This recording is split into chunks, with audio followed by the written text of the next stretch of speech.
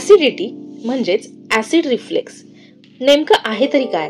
कोणत्या कारणामुळे आपल्याला ऍसिडिटी जास्त प्रमाणामध्ये जाणवत असते आणि कोणते उपाय केल्याने ही ऍसिडिटी आपण कमी करू शकतो, या सर्व गोष्टी आजच्या या व्हिडिओमध्ये आज आपण बघणार आहोत. नमस्कार, झूम युअर नॉलेज ऑनलाईन या आपल्या युट्यूब चॅनल मध्ये आपणा सर्वांचे पुन्हा एकदा मनपूर्वक स्वागत आहे. आंबटपणा म्हणजेच ऍसिडिटी, ज्याला आपण ऍसिड रिफ्लेक्स असे देखील म्हणतो, ही अशी स्थिती आहे जी पोटात खूप जास्त ऍसिड तयार झाल्यामुळे उद्भवत असते, ज्यामुळे खालच्या छातीमध्ये आपल्याला नेहमी जळजळ होताना बघायला मिळते. ऍसिडिटी ही अनेक घटकांमुळे होत असते. आता हे घटक कोणते आहेत ते आपण जाणून घेऊया. नंबर 1, खराब खाण्याच्या सवयी, जसे की आहारामध्ये मसालेदार पदार्थ किंवा मांसाहारी पदार्थ खाणे, तेल आणि तुपकट किंवा चरबीयुक्त पदार्थ अति प्रमाणात खाणे. नंबर 2, धूम्रपान आणि मद्यपान.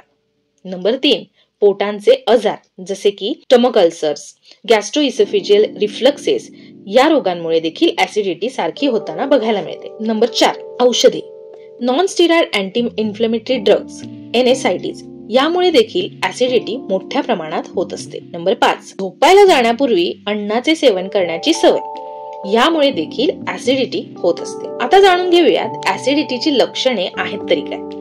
नंबर 1, छातीत जळजळ होणे. नंबर 2, जठरासंबंधी इन्फ्लमेशन्स होणे म्हणजेच गॅस्ट्रिक इन्फ्लमेशन ज्याला म्हटलं जातं. नंबर 3, पोटात अल्सर जाणवणे. नंबर 4, तोंडात आंबट चव येणे, sour taste in the mouth. Number 5, गिळण्यास त्रास होणे. आणि नंबर 6, अपचन. ही आहेत ऍसिडिटीची मुख्य लक्षणे.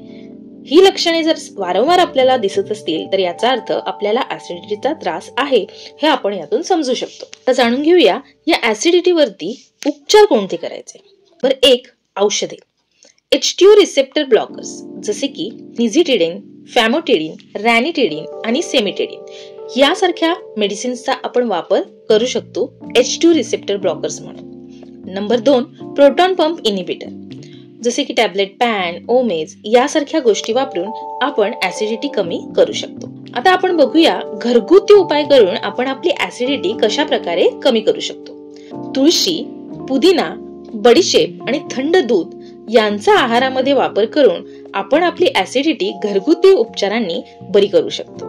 नंबर 3, जीवनशैलीतील बदल, जसे की जीवनशैलीमध्ये अधिक फळे आणि भाज्या खाणे जरुरीचे आहे.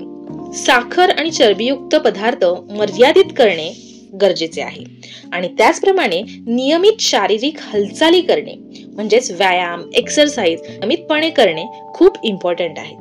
ह्या सर्व गोष्टींचा वापर करून आपण आपली ऍसिडिटी कमी करण्यास नक्कीच मदत करू शकतो. पण तुम्हाला वारंवार ऍसिडिटीचा त्रास होत असेल तर मात्र तुम्ही तुमच्या डॉक्टरांचा सल्ला घेणे फार महत्वाचे आहे. आय होप तुम्हाला हा व्हिडिओ इन्फॉर्मेटिव्ह वाटला असेल. व्हिडिओ थोडा देखील इन्फॉर्मेटिव्ह वाटला असेल तर व्हिडिओला लाईक आणि चॅनलला सबस्क्राईब करायला अजिबात विसरू नका. व्हिडिओ बघितल्याबद्दल धन्यवाद.